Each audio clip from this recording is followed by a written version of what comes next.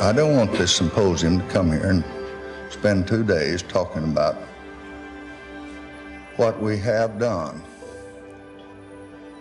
The progress has been much too small. We haven't done nearly enough. I'm kind of ashamed of myself that I had 6 years and couldn't do more than I did.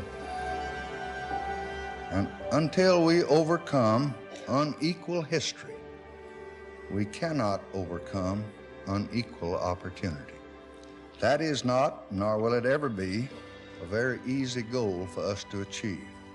But that is just the point, now and always. There is no surrender, there is no loss involved.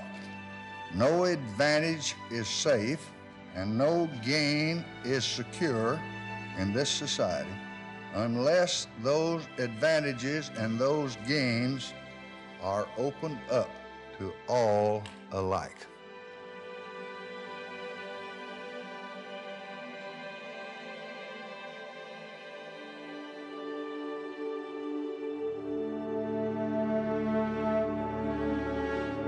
I remember one time I drove up in front of the only service station in Plains, and they refused to put gasoline in my car because they considered us to be, I won't use the word, lovers of black people. And so we struggled through that. 2 years later, when I was finishing up my first year in the Senate, Lyndon Johnson came along with his great insight and political courage and literally changed my personal life and the life of everyone that lived in America.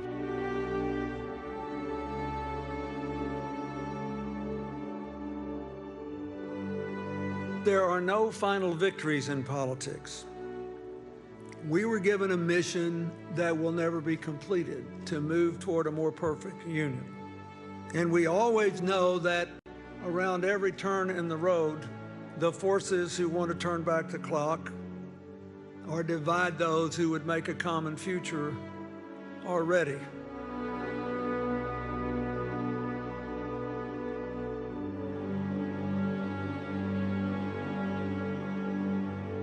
I've got great respect for the way President Johnson used the presidency to achieve big goals.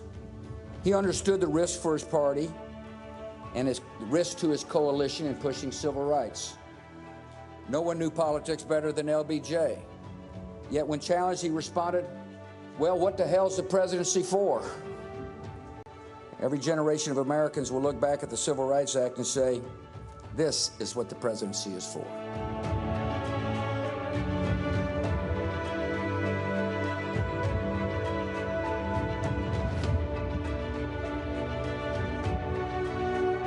It's perhaps easy to conclude that there are limits to change, that we are trapped by our own history, and politics is a fool's errand.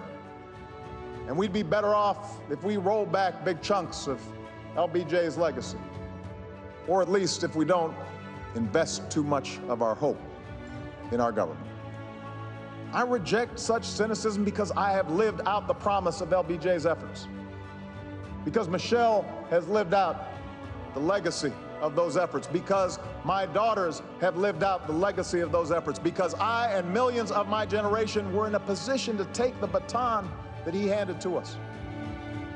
Our rights, our freedoms, they are not given. They must be won. They must be nurtured through struggle and discipline and persistence and faith.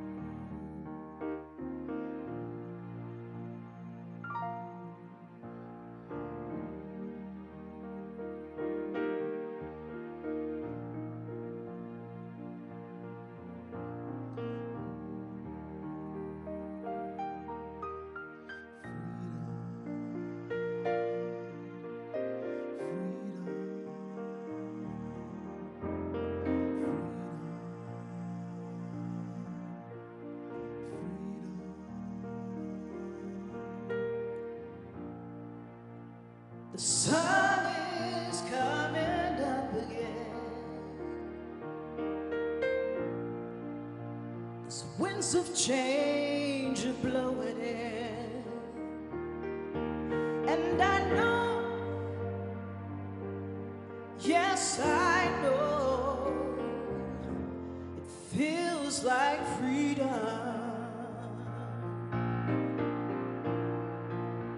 Been a long and a lonely road,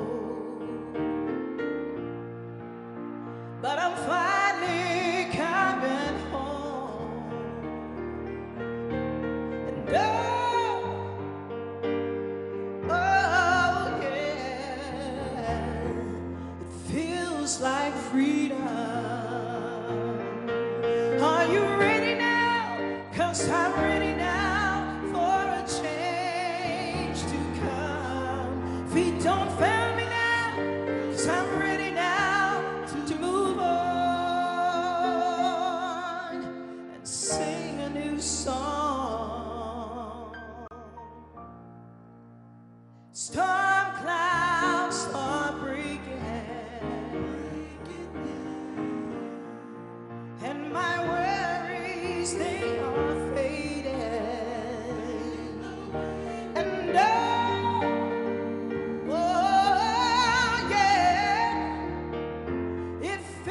like freedom. And my sisters and my brothers, I see them coming together. And oh yeah, well it feels like freedom. I'm ready now for a change to come. Feet don't fail me now, 'cause I'm ready now to move on. Are you ready now? 'Cause I'm ready now for a change to come. Feet don't fail me now, 'cause I'm ready now to move on. Freedom.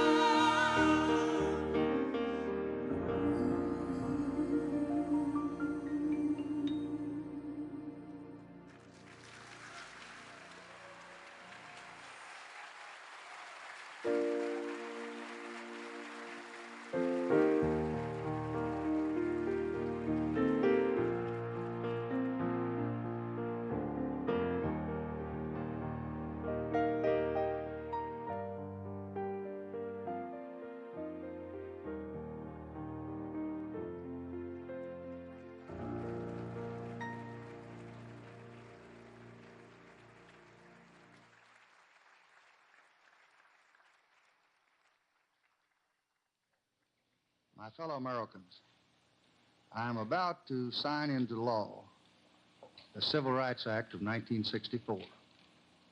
I want to take this occasion to talk to you about what that law means to every American. 188 years ago this week, a small band of valiant men began a long struggle for freedom.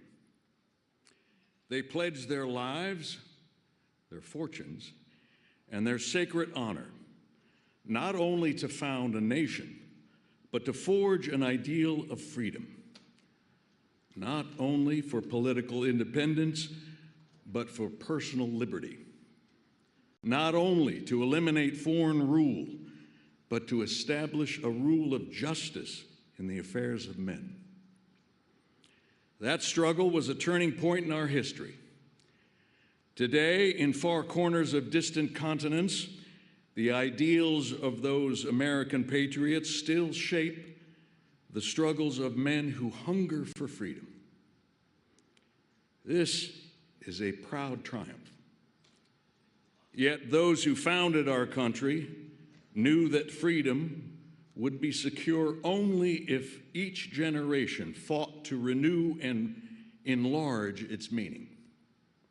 From the Minutemen in Concord to the soldiers in Vietnam, each generation has been equal to that trust.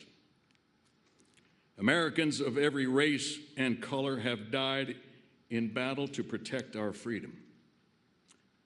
Americans of every race and color have worked to build a nation of widening opportunities. Now, our generation of Americans has been called on to continue the unending search for justice within our borders. We believe that all men are created equal, yet many are denied equal treatment. We believe that all men have certain unalienable rights, yet many Americans do not enjoy those rights. We believe that all men are entitled to the blessings of liberty, yet millions are being deprived of those blessings, not because of their own failures, but because of the color of their skin. The reasons are deeply embedded in history and tradition and the nature of man.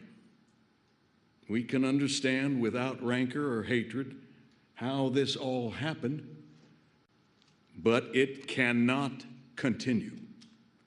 Our Constitution, the foundation of our republic, forbids it. The principles of our freedom forbid it. Morality forbids it. And the law I will sign tonight forbids it.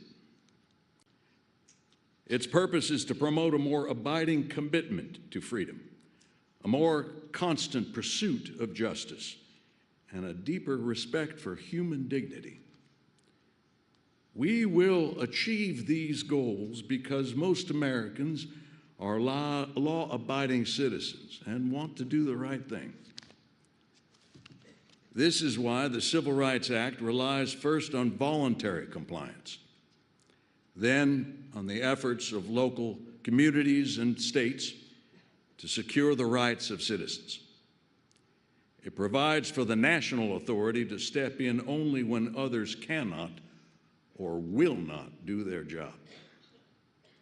This Civil Rights Act is a challenge to all of us to go to work in our communities and our states, in our homes and in our hearts, to eliminate the last vestiges of injustice in our beloved country. My fellow citizens, we have come now to a time of testing. We must not fail. Let us close the springs of racial poison.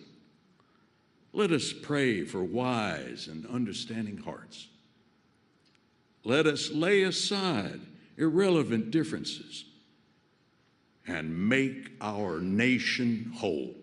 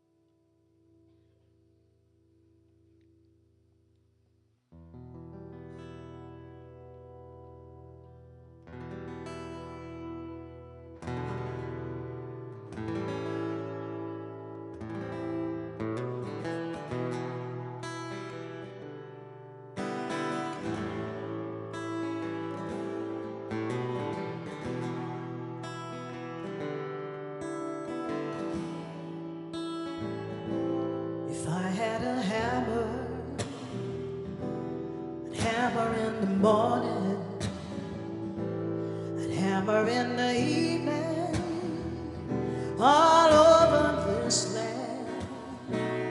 I'd hammer out danger,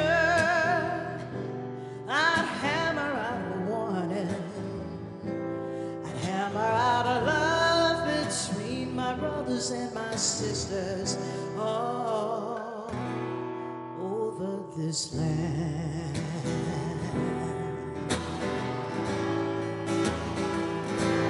If I had a bell, I'd ring it in the morning, I'd ring it in the evening, all over this land. I'd ring out danger, I'd ring out a warning, I'd ring out a love between my brothers and my sisters all over this land.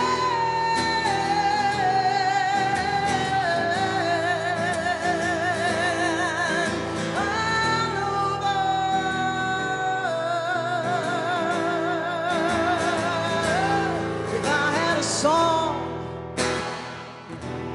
sing it in the morning, I'd sing it in the evening, all over this land.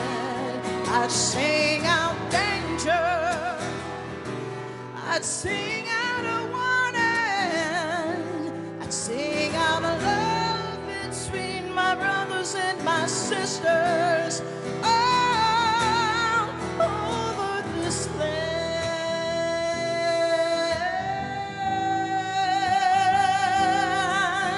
all over.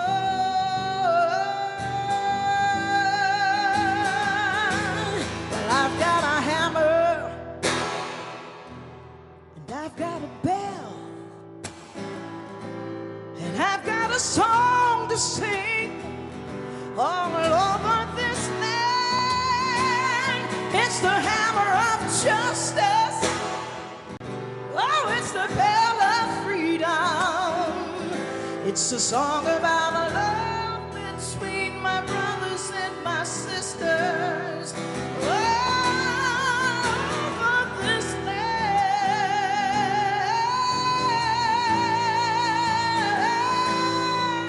all over.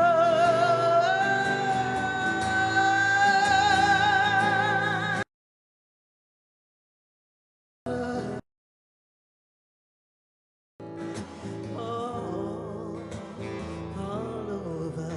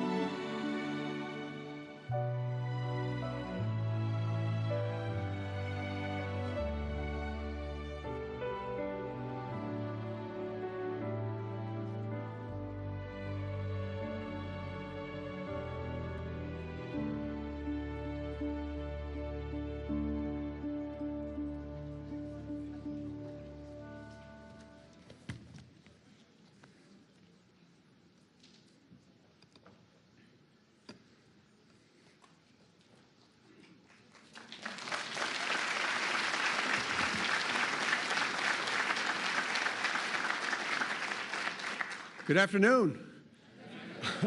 I'm Mark Updegrove, the President and CEO of the LBJ Foundation. Welcome to our commemoration of the 60th anniversary of the Civil Rights Act of 1964. And thank you, a huge thank you to the Houston Tillotson Choir, to Ruthie Foster, and to Brian Cranston for introducing this in such a grand manner.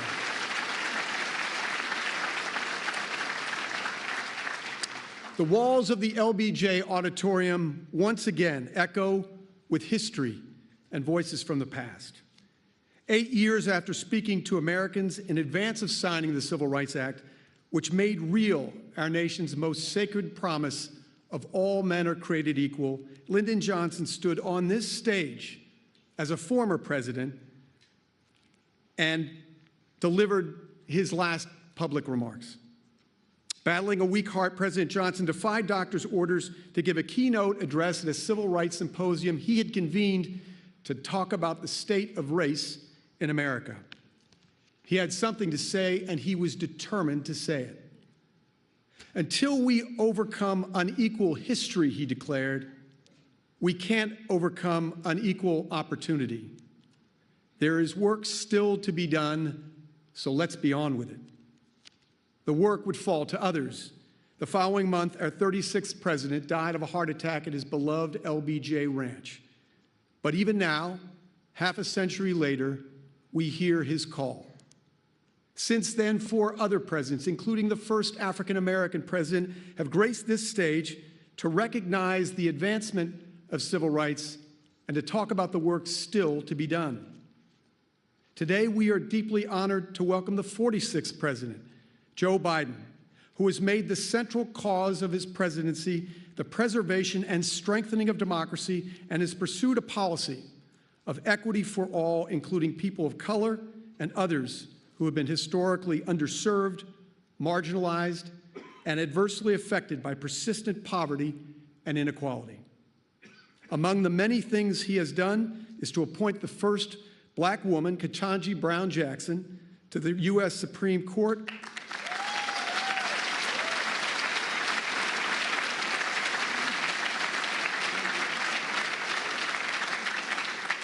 and to choose as his running mate Kamala Harris, the first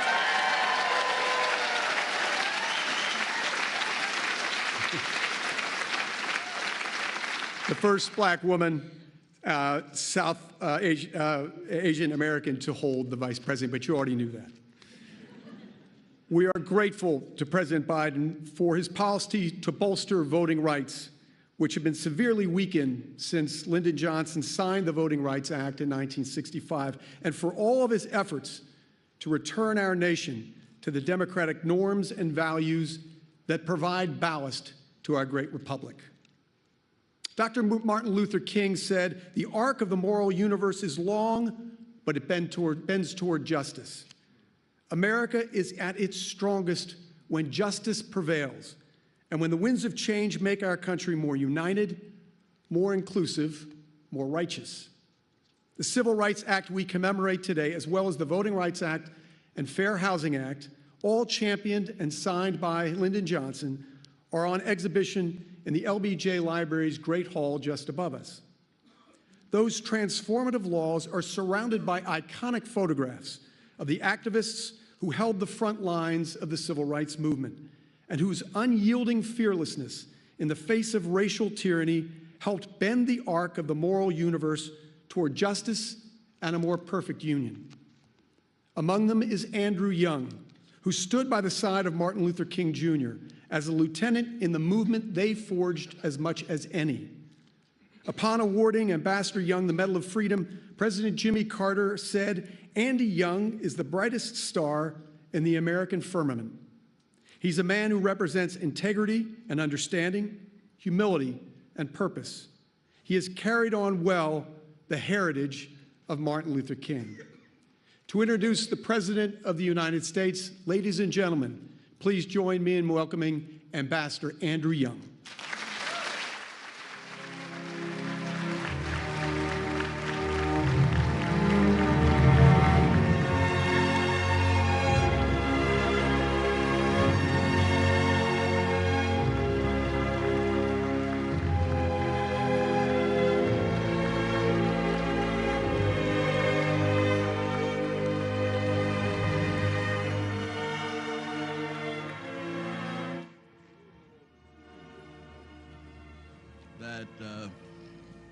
I was lined up waiting to be sworn in for Congress. And there was another little fella in the Senate who was too young to get in. They had to wait 3 or 4 days till he turned 30 to swear him in as a United States Senator.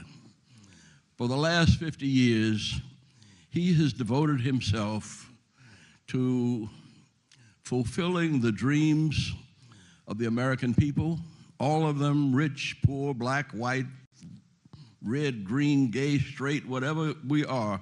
And I'm here reminding you that if you live long enough, all of us are going to be handicapped one day. But few people have been able to thrive and succeed in the midst of so much pressure and tension and responsibility as Joe Biden. And I was thinking what I should say, and I said that maybe Ray Charles said it best when he started his recording of America the Beautiful with the 3rd verse of that song. And it said, "Oh, beautiful for heroes proved in liberating strife, who more than self their country loved, and mercy more than life. America, America, may God thy gold refine, to all success be nobleness, and every gain divine."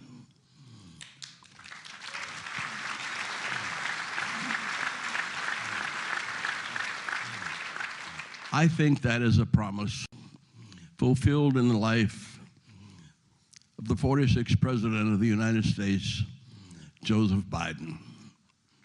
Mr. President.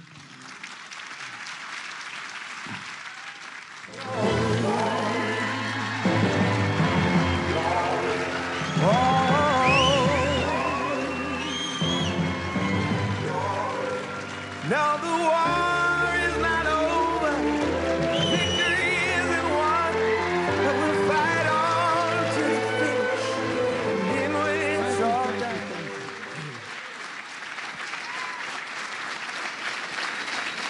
Thank you. Thank you.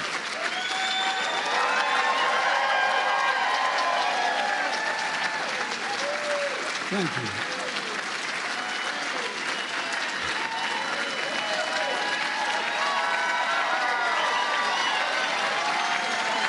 Thank you, thank you, thank you, really.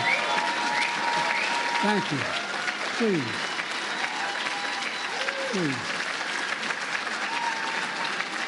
Thank you, Mr. Ambassador. Mr. Ambassador, thanks for that introduction, and above all, for your friendship over the years. There's literally one word that comes to mind every time I think of Andy Young.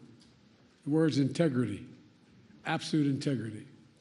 And thank you to the Johnson family for carrying forward the legacy of a truly great president and first lady.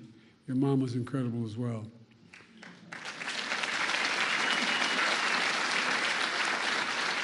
The same goes to Mark Upgrove, president of the LBJ Foundation. It's great to be back here. I thank you all and distinguished guests gathered here today.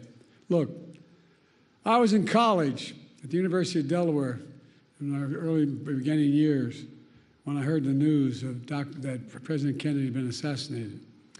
I remember exactly like anybody in my generation remembers exactly where they were sitting, standing, or walking. I was on the steps of one of the university halls called Hullion Hall at the university, listening on a transistor radio with 3 other people. Seemed unbelievable. And then, later watching President Johnson help the nation find a way forward. In his first address after the tragedy, President Johnson said, and I quote, "Nothing could more eloquently honor President Kennedy's memory than the earliest passage of the Civil Rights Bill." That's what he said.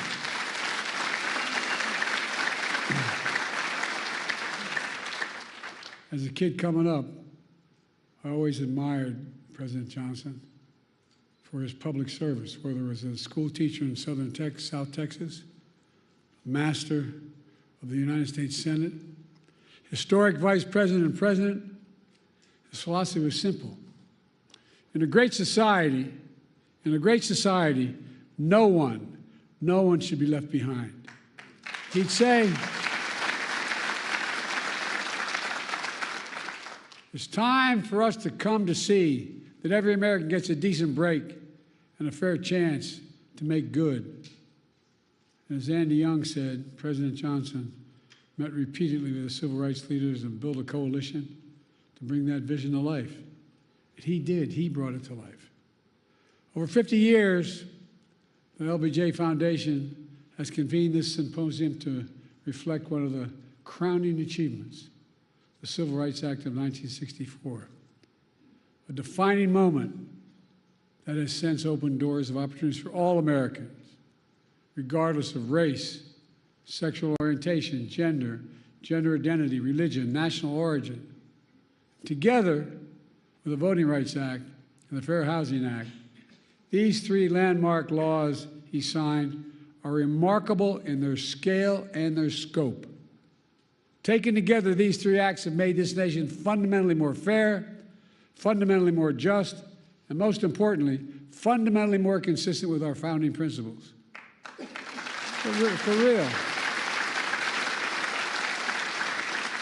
And we're a better nation because of them.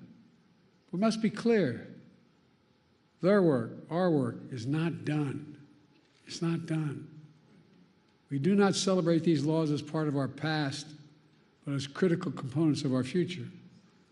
President Johnson understood what President Lincoln understood in his own time, that the courts would determine the scale and scope of our laws. Over 100 years after the Emancipation Proclamation, President Johnson vowed, in his words, to do this job that Lincoln started, by challenging the court to live up to its constitutional responsibility. He did that by nominating Thurgood Marshall as the first black justice of the Supreme Court.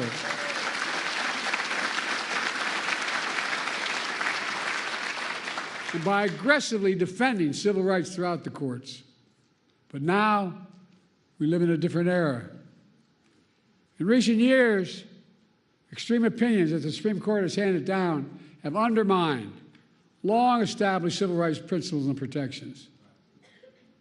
In 2013, the Supreme Court in Shelby County case gutted the Voting Rights Act, opening the floodgates to a wave of restrictive voting laws that have seen states across the country pass. In 2022, the court overruled Roe v. Wade and the right to choose that had been the law of the land for 50 years. 50 years.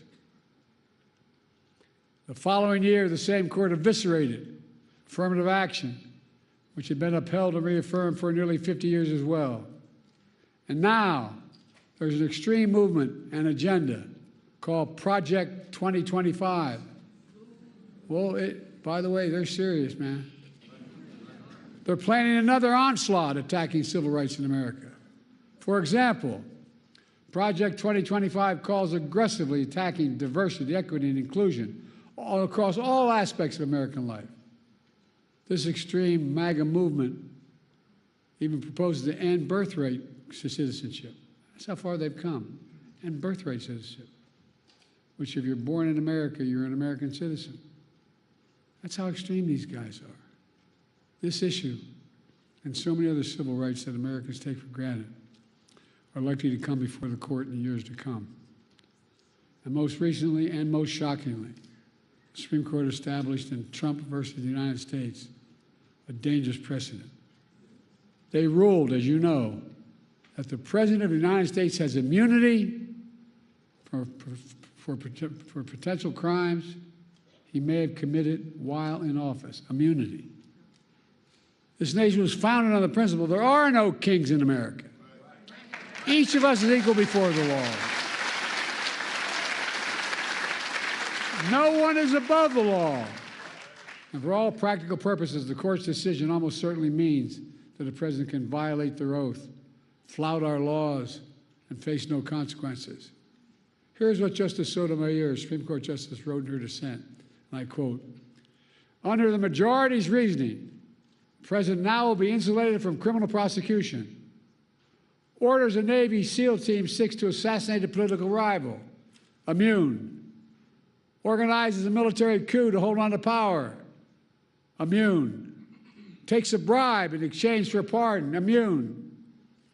In every use of official power, the President is now a king above the law." Just what Justice Sotomayor wrote in her dissent. Folks, just imagine what a president could do in trampling civil rights and liberties given such immunity. The court's being used to weaponize an extreme and unchecked agenda. This decision is a total affront to the basic expectations we have for those who wield the power in this nation, that they are expected to be wholly accountable under the law. The President is no longer constrained by the law, and only limits on abuse of power will be self-imposed by the President alone. That's a fundamentally flawed view and a fundamentally flawed principle, a dangerous principle. On top of its extreme decisions, the court is mired in a crisis of ethics. These scandals involving the justices have caused public opinion to question the court's fairness and independence that are essential to faithfully carrying out its mission of equal justice under the law. For example, there are documented reports of a decades-long effort to reshape the judiciary, including the Supreme Court backed by shadow special interests that also support Project 2025. Undisclosed gift to justice is worth hundreds of thousands of dollars from wealthy benefactors who have interest before the very court they're contributing to. Conflicts of interest from those connected to January 6th insurrectionists, and a blatant attack on nominating and confirming justices of the court itself. Do you all remember when Justice Scalia died in February of 2016? And the Republicans blocked the President's nomination, President Obama's nomination, to fill that vacancy for nearly a year by making up an entirely new standard that there be no confirmations of the court during an election year. But then, when Justice Ginsburg died in 2020, Republicans rushed through the President Trump's nominee at the very same time votes are being cast in an election that Trump would lose. It's outrageous.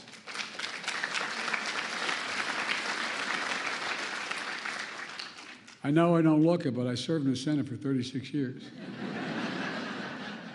including as chairman and ranking member of the Judiciary Committee.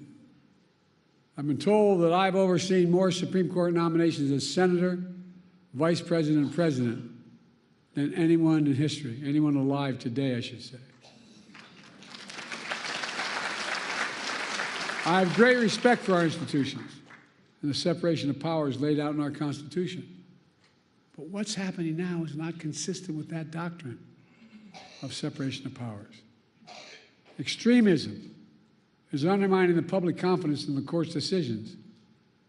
As soon as I came to office, I convened a bipartisan presidential commission on the Supreme Court of the United States, comprised of leading constitutional scholars, both liberal and conservative, to provide recommendations on potential reforms to the court. I've been careful in these deliberations because these are serious, serious decisions. In the face of increasing threats to American democratic institutions, I used the Commission's analysis, and today I'm calling for 3 bold reforms to restore trust and accountability to the court and our democracy. As the press shouted to me as I got off Air Force One, the Republican Speaker of the House said, "Whatever he proposes is dead on arrival." Well, I think his thinking is dead on arrival.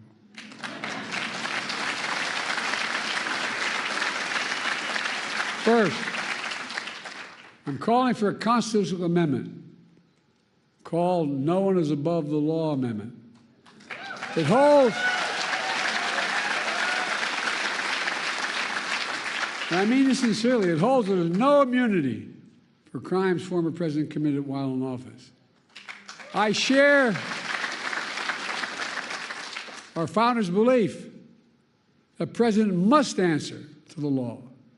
The president is accountable in the exercise of the great power of the presidency. We're a nation of laws, not kings and dictators.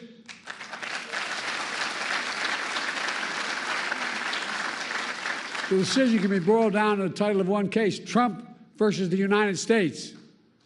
The court asserted it was making a ruling for the ages. That isn't true. The court made a ruling for one, a former president. No other president in our history has asked for this kind of immunity for criminal actions. And no president, no former president, not me, not one, has and should have been given any exception to this with such immunity.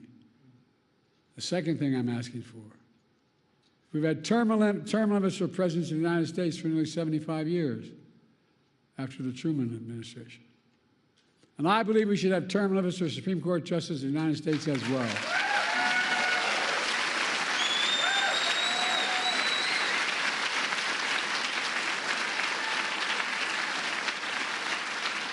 In fact, the United States is the only major constitutional democracy that gives lifetime seats in their high court.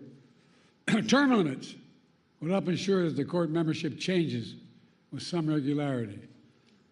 That would make timing for the court's nomination more predictable and less arbitrary. It would reduce the chance that any single presidency imposes undue influence in generations to come. The bipartisan commission I convened analyzed various term limit structures.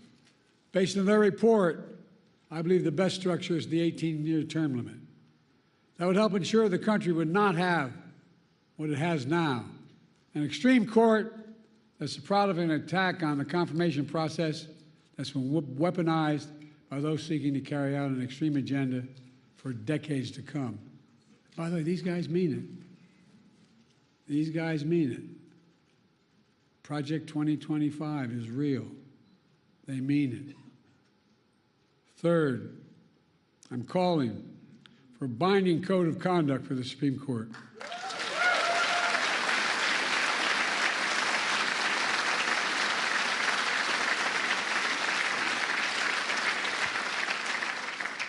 Supreme Court's current ethics code is weak and, even more frightening, voluntary. Any code of Congress must be enforceable.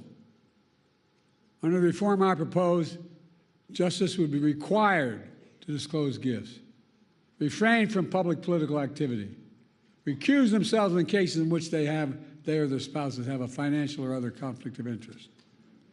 Most people don't realize that Congress passed a law decades ago that says all federal judges, including Supreme Court justices, have to recuse themselves in such cases.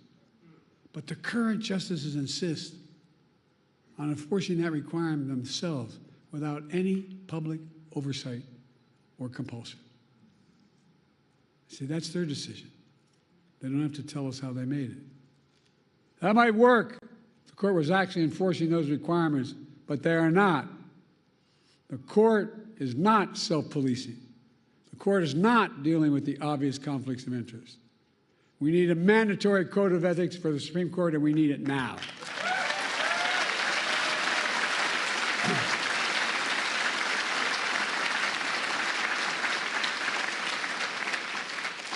My fellow Americans, based on all my experience, I'm certain we need these reforms.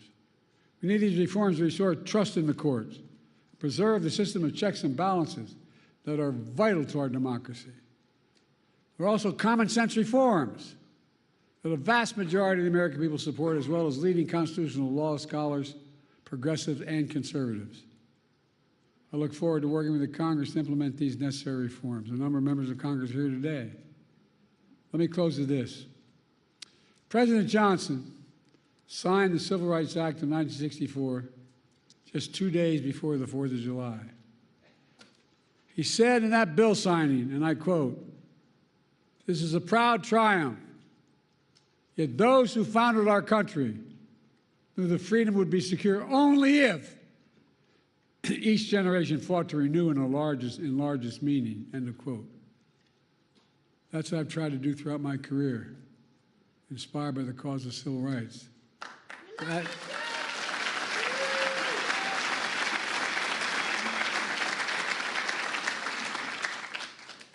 That's what got me involved initially.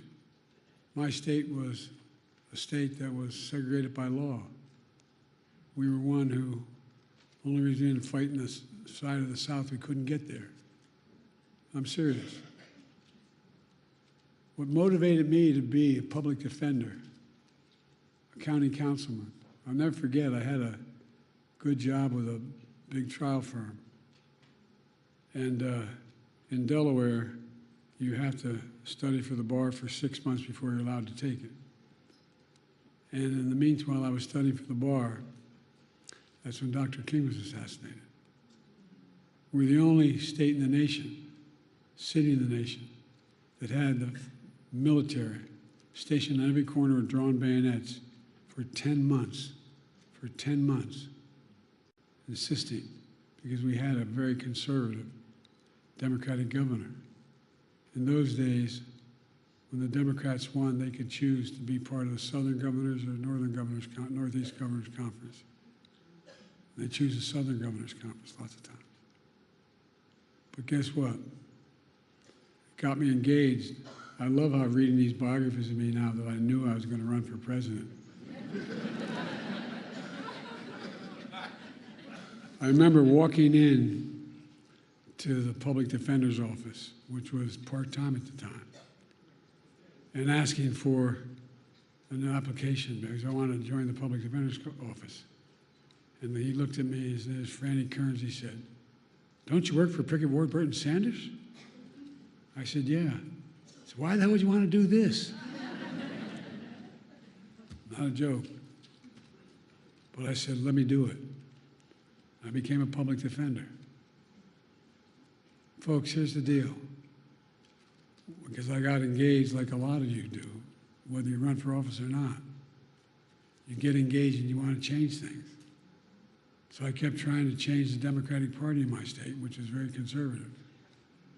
And then a group of people came to me, as my senator knows, Chris Coons, came to me and said, "Look, we want you to run for state senate." I said, I can't go to Dover all the time.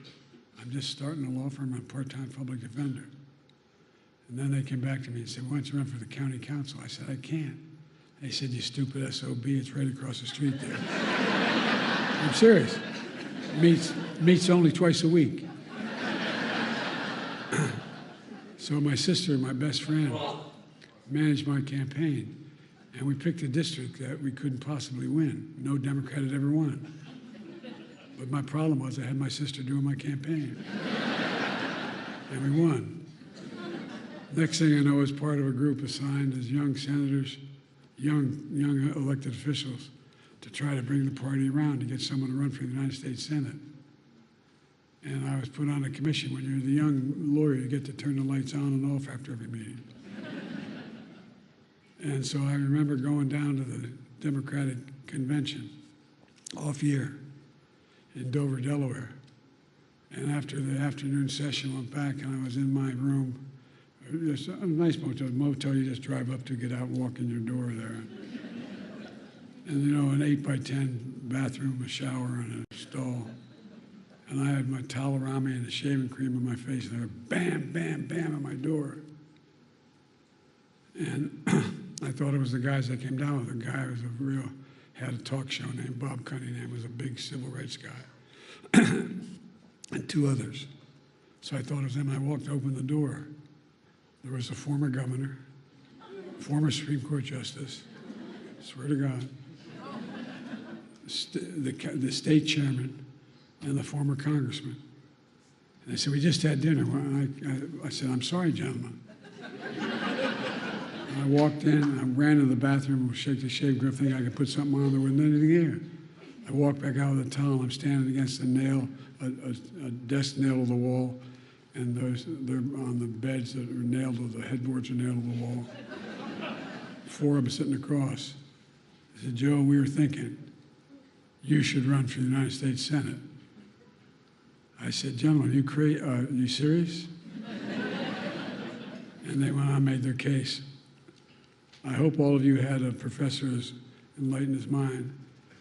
I had one professor named Dr. Ingersoll, my political philosophy professor, at the University of Delaware, which is between Dover and where I was going home. So I called him, I could stop by and see him. And I said, what do you think I should do? He said, Joe, remember what Plato said. I'm thinking, what the hell did Plato say?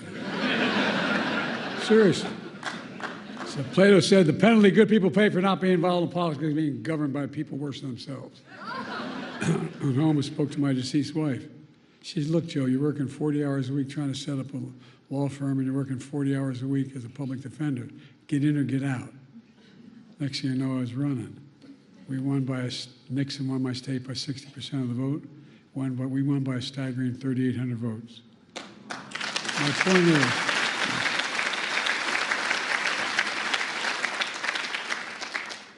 I didn't know what the hell I was doing. But look, and I went on to be able to be, I had to wait a little bit to be sworn in. You got to be 30 to be sworn in. And then I was the vice president, the first African-American president in American history.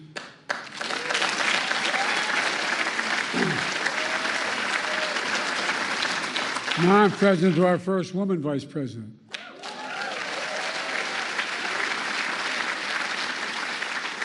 I've made clear how I feel about Kamala, and she's been an incredible partner to me, a champion of civil rights throughout her career.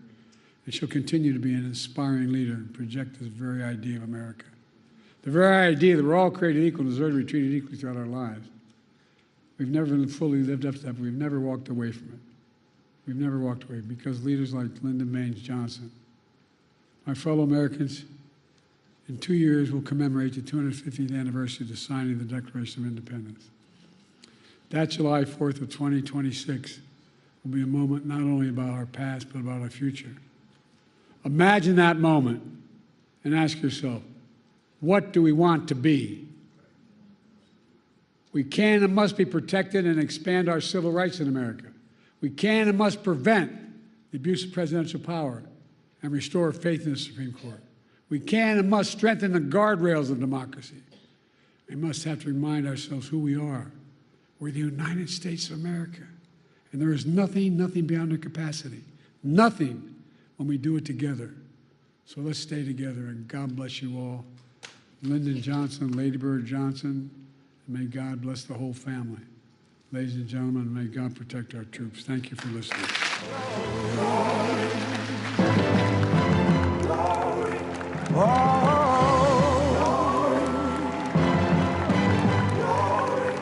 Now the war is not over, victory isn't won, but we'll fight on to the finish, and then when it's all done, we'll cry glory, oh glory, oh.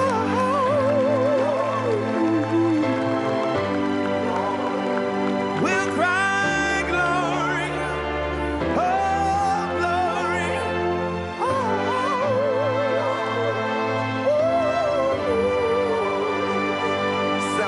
Now for every man, woman, and child. Even Jesus got his crown in front of a crowd. They march with the torch, we gon' run with it now. Never look back, we done gone hundreds of miles. From dark roads, heroes, to become a hero. Facing the League of Justice, his power was the people. Enemy is lethal, a king became regal. Saw the face of Jim Crow under a bald ego. The biggest weapon is to stay peaceful. We sing, our music is the cuts that